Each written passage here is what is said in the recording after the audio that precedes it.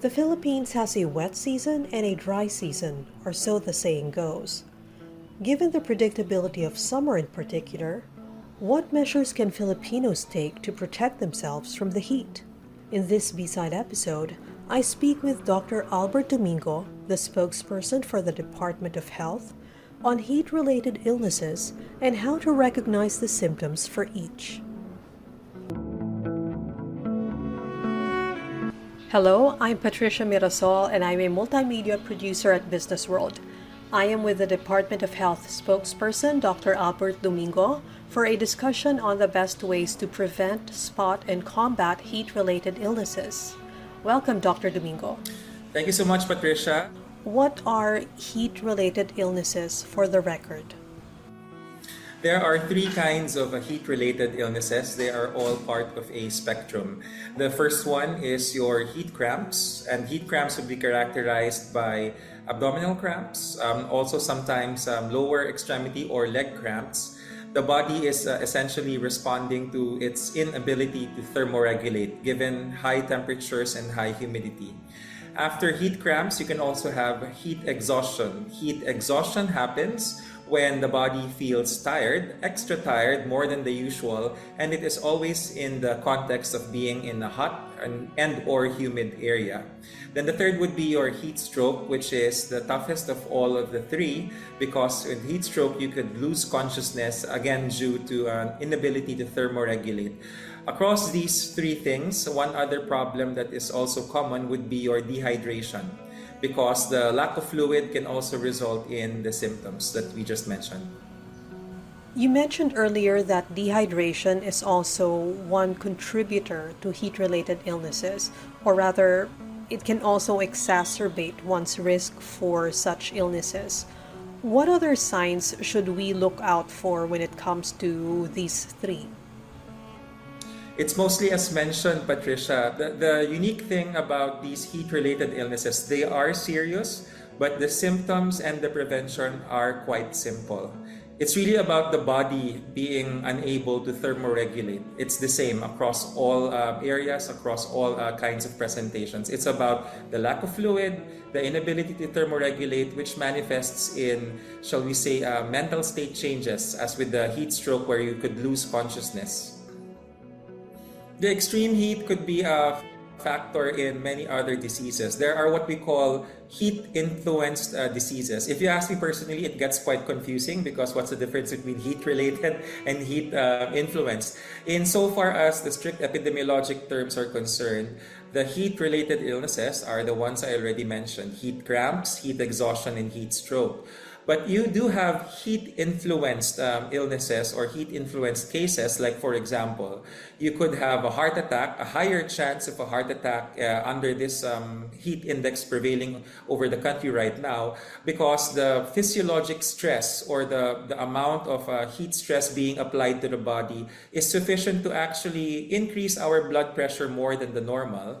That could lead to a higher chance of a heart attack. So, is this one of the risks of not paying attention to the symptoms, like cramps or, thirst? If we don't pay attention to these symptoms, can it lead to other complications? If so, what other complications are there?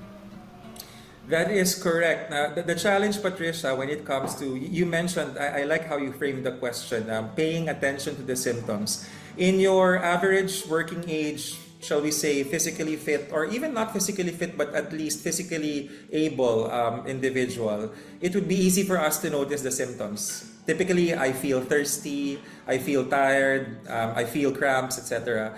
But the challenge lies in that segment of the population or segments of the population where you could have elderly individuals whose bodies are no longer accustomed to the rapid changes in temperature, and they might misinterpret this as, I just feel sleepy because I'm old already, or I feel tired, or I don't feel thirsty, this is common, I can always drink later. And then it could lead to dehydration because there is a wrong signal being received by the body. Or in the younger kids, notice how we would say that children would learn to avoid hot objects when they get burnt.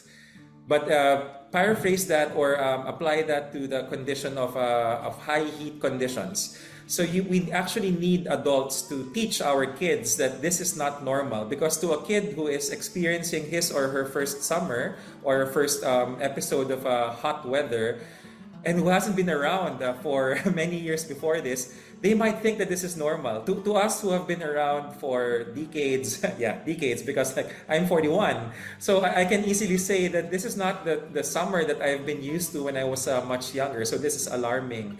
But for a youngster who is just like being a toddler around this time of a year, this is something new. So we need to actually educate our children that this is not normal, that you have to take precautions, that you have to be ready.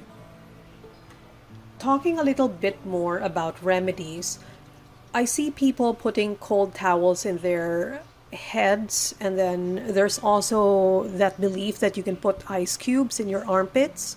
I mean, do these things, well, will these help you thermoregulate? Yeah, the general guidance here is we do need to thermoregulate. So the use of wet towels would be acceptable. That's typically what we do when we have fever. We put wet towels on our foreheads, and exactly in the areas you mentioned. Sometimes at the neck, at the armpits. Essentially, the areas where there are lots of skin folds. These are the areas of the body that tend to accumulate a lot of heat. As to whether to put ice cubes or not, that's really a personal choice. It's not a recommendation. Neither is it harmful. So I'll just connect it to the first aid. When we do first aid for these heat-related illnesses, that's exactly what we do. We loosen the clothing. We spray a bit of water. We put moist towels or moist. I wouldn't say rags, it should be something clean. So moist towels, moist cloths to help cool the body off.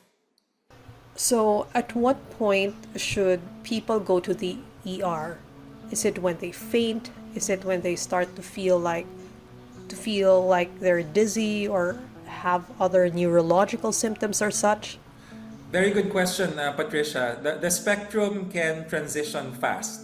So this is really a judgment call. Our advice is if you are not sure, it will not hurt to call for help at the first instance, especially when the patient involved is of extreme age, like extremely old or extremely young, either way, high or low.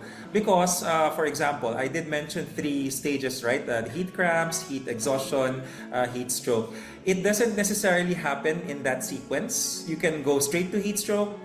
You can look like heat stroke, but if you're able to give first aid, you can actually prevent the loss of consciousness from happening, and then you'll just have heat cramps. So it is essential, if we are not confident, if we are not able to pace ourselves while giving first aid, the first thing to do during a rescue is to call for help.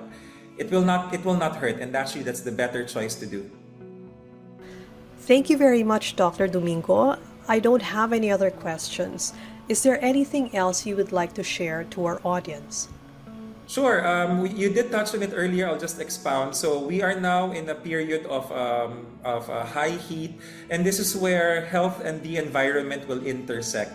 As with many things in healthcare, often when you see a doctor in the hospital that is already at the late stage of a disease, or shall we say something that can be prevented, all diseases can be prevented. Climate change can be prevented.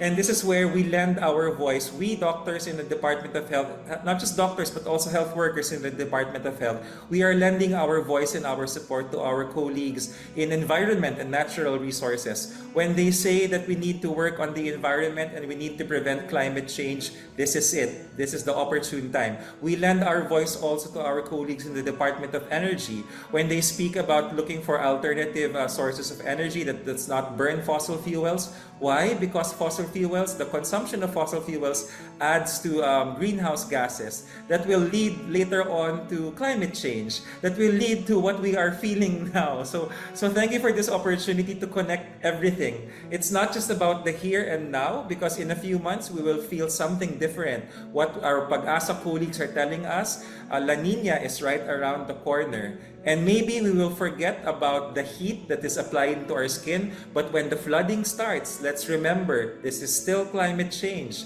And let's remember that health is actually a multi-sectoral thing. We need to work together. That's a great way to end this discussion. Thank you very much, Dr. Domingo, for your time and for sharing your insights. Pay attention to your body's symptoms, Dr. Domingo said. When in doubt, it won't hurt to call for assistance. This has been another episode of B-Side. Subscribe now and enjoy industry insights on Philippine business and beyond.